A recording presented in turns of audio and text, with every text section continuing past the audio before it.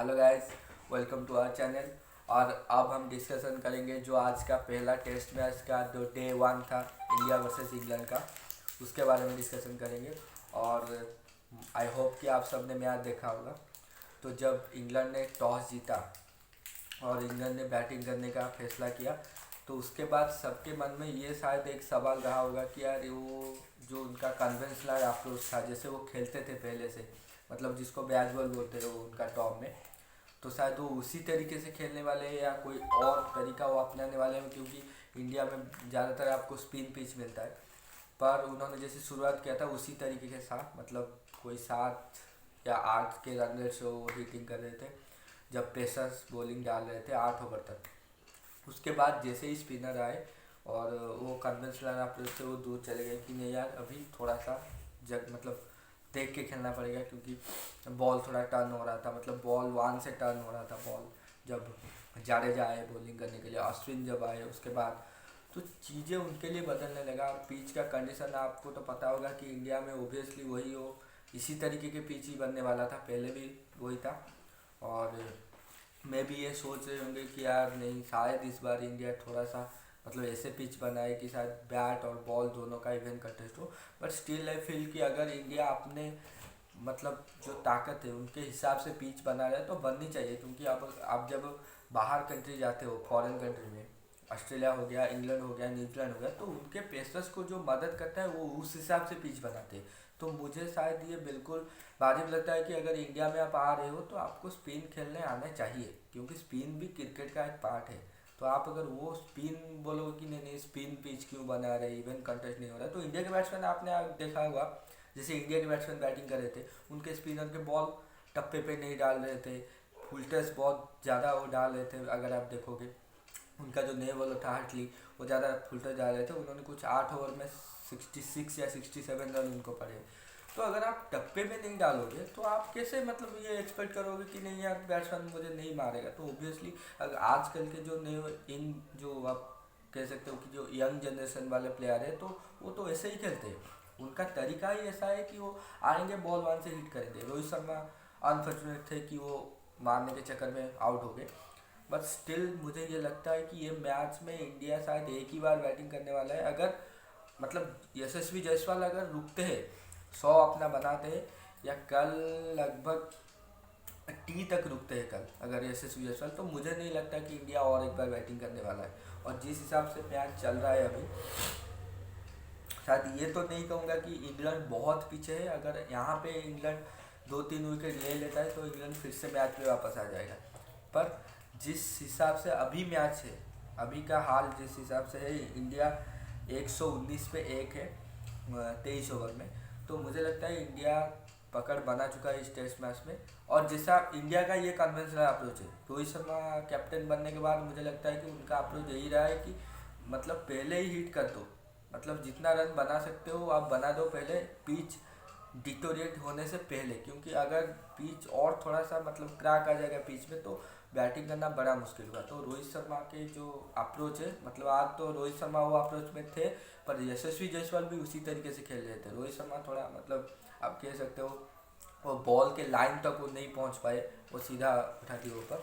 But यशस्वी जायसवाल जिस तरीके से खेल रहे तो मुझे नहीं लगता कि कुछ दिक्कत होनी चाहिए इंडिया को। और इंग्लैंड भी आप खुद को थोड़ा सा वो ये सोचेंगे कि यार देखो अभी मतलब एक आपका अप्रोच है, सपोज अभी जो बैच बॉल बोलते हो जैसे, अभी बाहर के कंडीशन में या इंग्लैंड में उसको आप खेल सकते हो, एक तरीके से आप सोच सकते हो कि यार बॉल बैट पे अच्छी तरीके से आएगा या पेस पे आएगा, जिस मतलब वो पहले से खेलते आए हैं पेस पिचेस में, बचपन से खेल रहे हैं, तो उनको ये लगेगा कि यार हम बाहर अगर खेल सकते तो इंडिया भी खेल सकते हो। मुझे ये नहीं लगता कि आप इंडिया में खेल सकते हो पहले से, मैं ये शायद ना बताऊं, पर मुझे ये लगता है कि इंडिया में बैट बॉल कभी काम नहीं करेगा। शायद अगर आप देखोगे कि मतलब पिच जिस हिसाब से है इंडिया में, बाहर के पिच जैसा नहीं है। इंडिया हो गया, बांग्लादेश हो गया, पाकिस्तान में देखिए, पाकिस्तान अनफॉर्चुनेट था क्योंकि उनके शायद उनको खुद के स्पिनर के ऊपर थोड़ा भरोसा दिखाना चाहिए था कि यार हमारे अगर जो स्पिनर है वो कैपेबल है विकेट लेने के लिए। तो अगर वो स्पिन पिच देते इंग्लैंड को तो मुझे लगता है कि पाकिस्तान 2-1 से सीरीज जीतता हो। अभी आपने पूरा फ्लैट पिच अगर उनको दे दोगे तो ओबियसली वो तो मारेंगे, मतलब आपके बैट्समैन तो मारेंगे मारेंगे, वो भी मारेंगे। तो वो वो एक गलती हो गई पाकिस्तान से। बट मुझे नहीं लगता कि अगर इंडिया या बांग्लादेश जैसी पिच में ये खेलेंगे तो वो अप्रोच बिल्कुल काम नहीं आएगा। और देखिए बेन स्टोक्स ने आखिर जो पार्टनरशिप था 2-3 प्लेयर्स के साथ जब बनाए, वो पार्टनरशिप जो 8, 9 या 10 के पार्टनरशिप जो था, तो वहाँ पे थोड़े उन्होंने खेले शॉट्स। देखिए आप इससे मतलब अगर बीच में आके खेलना शुरू करेंगे कि नहीं हम पहले से बैट बॉल खेलेंगे, तो पहले वो खेल रहे थे। ओबियसली जब पिच में टर्न होगा या पिच में थोड़ा बाउंस होगा, बॉल थोड़ा बैट के मतलब स्टिकर पे आके लगेगा, तो ओबियसली आप नहीं खेल पाओगे ऐसे पिच में।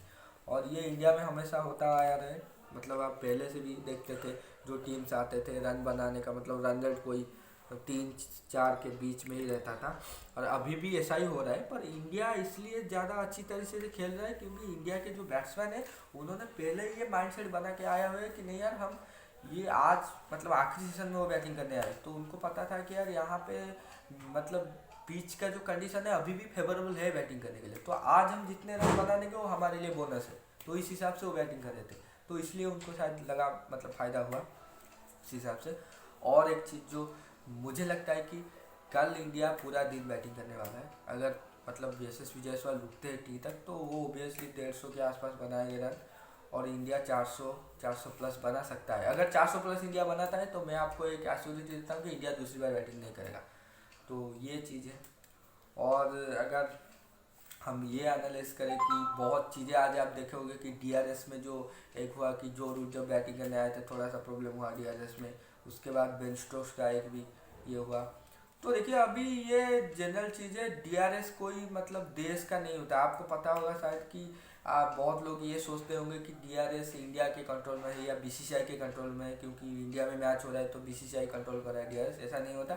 डीआरएस एक पर्टिकुलर कंपनी का होता है और सारा कुछ सिर्फ मतलब टेंडर उनको दिया जाता है और सारा कुछ मैनेजमेंट वही करते हैं। बीसीसीआई से भी उनको पैसा देता है, मतलब आओ हमारे स्टेडियम में मैच हो रहा है, यहाँ पे आप अपना सेटअप करो और मैच में आप डिसीजन दो। तो सब कंपनी बाहर का है, आपको पता होगा। डीआरएस जो बनाती है वो कंपनी भी बाहर का है, तो इसमें बीसीसीआई का कुछ लेना देना है नहीं।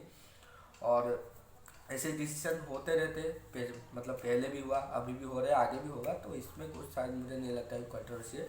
और सिराज के जो कैच था वहाँ पे भी आप कह सकते हो कैच नहीं लगा, पर वो वेरियस एंगल से उन्होंने देखा उस कैच को, तो उसके बाद उन्होंने डिसीजन दिया नहीं कि यार वो हाथ में गिराया जाके, बॉल सीधा हाथ में गिरा।